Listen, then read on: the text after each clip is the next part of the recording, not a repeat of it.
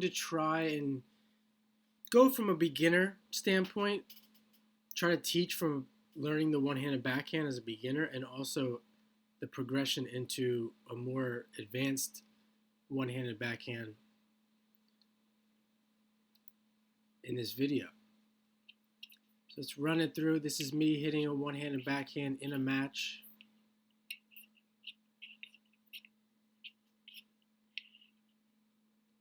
And here's a slow motion.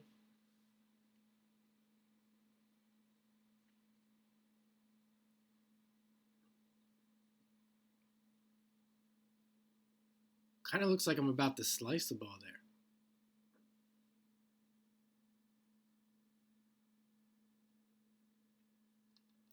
Okay, so let's back up here.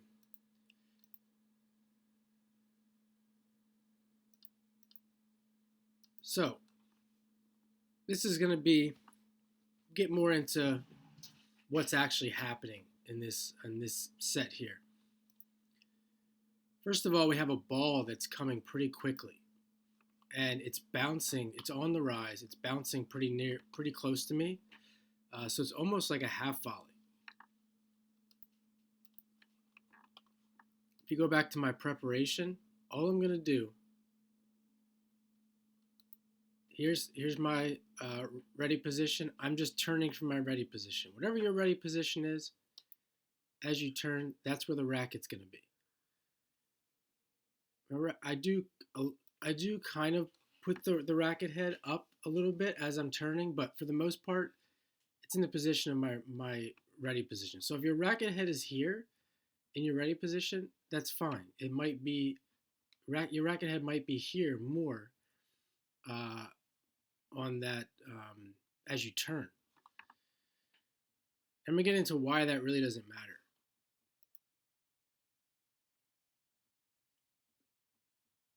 There's the bounce. And from here, I have another video called The One-Handed Backhand is a Frisbee Throw. It's kind of comedy, but it's the truth. It's literally, if you break it down, it's like throwing a Frisbee. If I have a Frisbee in my hand here, this is how you're going to throw a Frisbee. You're going to turn, and the racket, as if the racket's a Frisbee, you're going to throw the Frisbee from here into the ball and out to your target. Now, it's not exactly like that. Obviously, you have a racket in your hand. You have to hit this ball. But that's where this rotation comes from. The turn, kind of turn sideways. You're going to rotate into the ball. And there's the contact point. Most important, the contact point. So really most people are looking to get, you're looking to get some type of power so you can hit the ball over the net at this distance. So this is important here, this rotation. But outside of that, the contact point is going to be the most important that people really struggle with, which I'm going to get into here. And then the rest of it here, again, is just the follow through. The finish is just a effect of that strong rotation and the force moving forward. So we're not going to focus too much on that. We're going to really focus on this contact point. So I want to mention more about the contact point. If you are at that point where you're really mastering the contact point, you do want to start with mini tennis. You start with a smaller court and you move around the court. I don't have a video of this, but you move around the court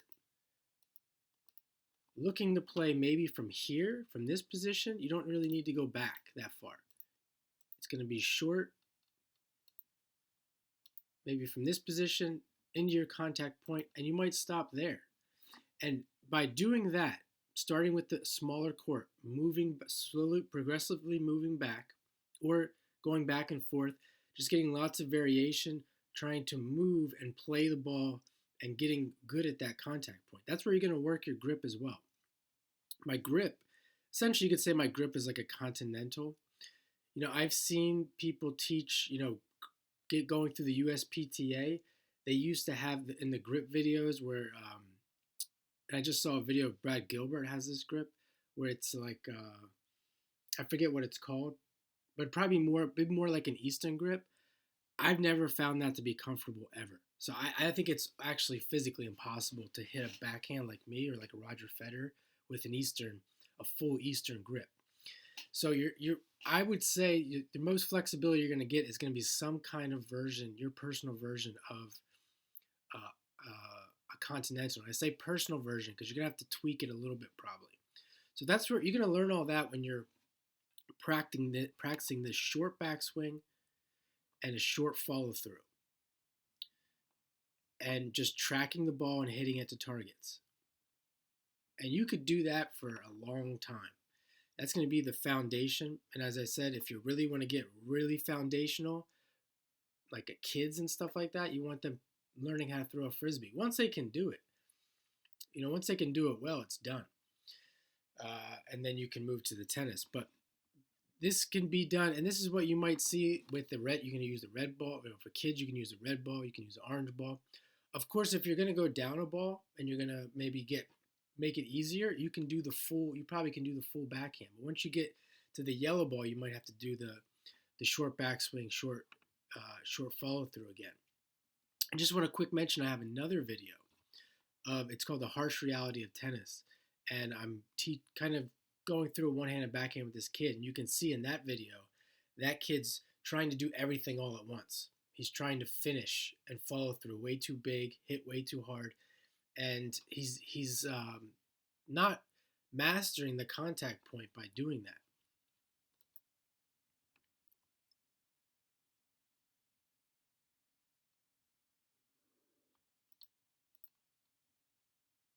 So here's another angle.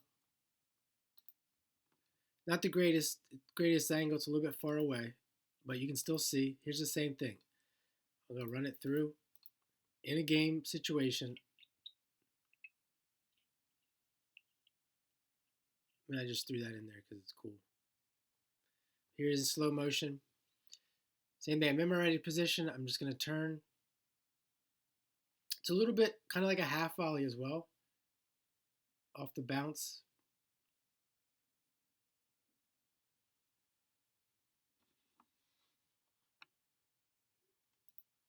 And another benefit here, I do this in this video as well.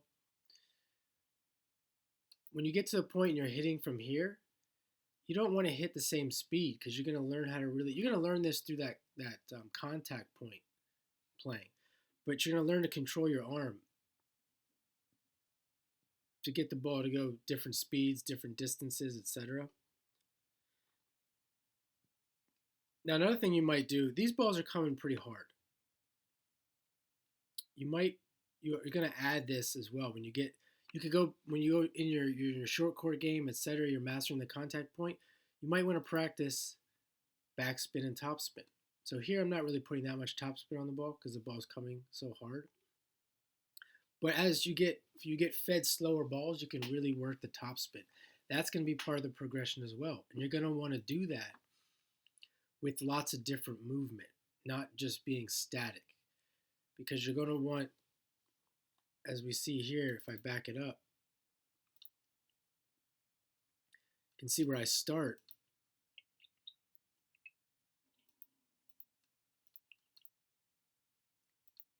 I'm starting here. You have to move to these different positions and still be able to maneuver the racket in order to hit topspin, which will be more difficult.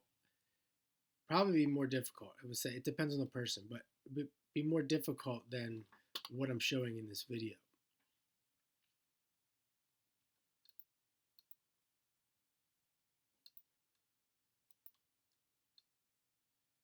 So we can say there's some progression here. Mastering the contact point, hitting different directions at different distances, different speeds, and then maybe throwing in that same playing with topspin and backhand. Topspin and backspin.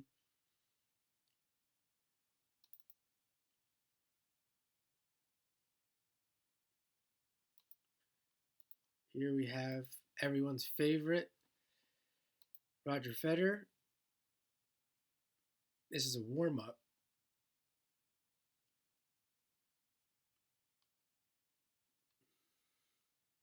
Here's him in the ready position. You can see his racket head's a little bit lower in the ready position, and then he'll turn. It'll go up higher. And now I just want to mention, this is a lot slower than what I just showed you. So he's going to be able to, I would say this, I'm just kind of presuming here. I don't think this really matters. It should be natural, but the racket head will go, potentially will go higher or can go higher if the ball coming at you is slower.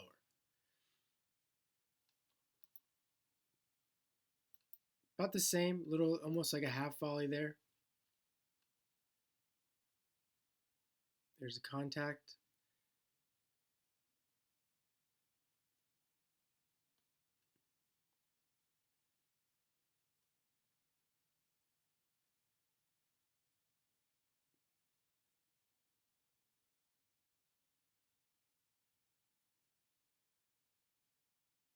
So if you're hung up on this racket head thing, the balls need to be moving slower.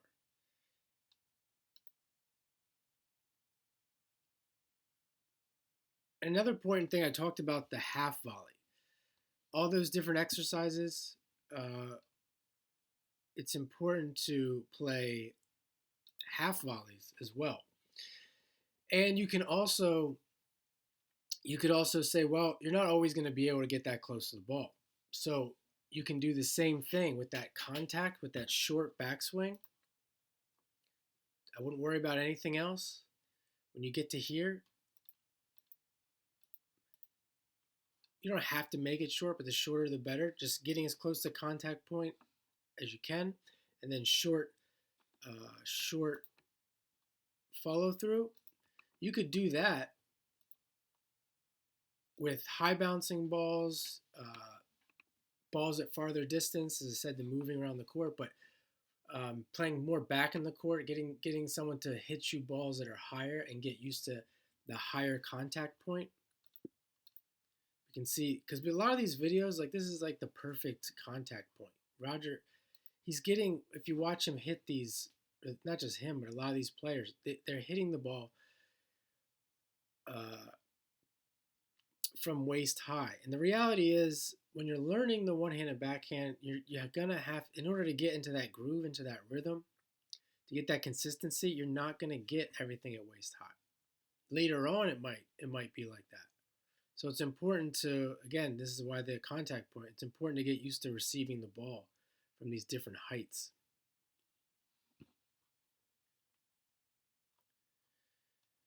So that is my synopsis of the one-handed backhand, how to learn it. If you have any questions, please leave them in the comments. I feel like this is pretty exhaustive, but if not, then leave me a comment, send me an email as well if you're interested in something specific, and thanks for watching.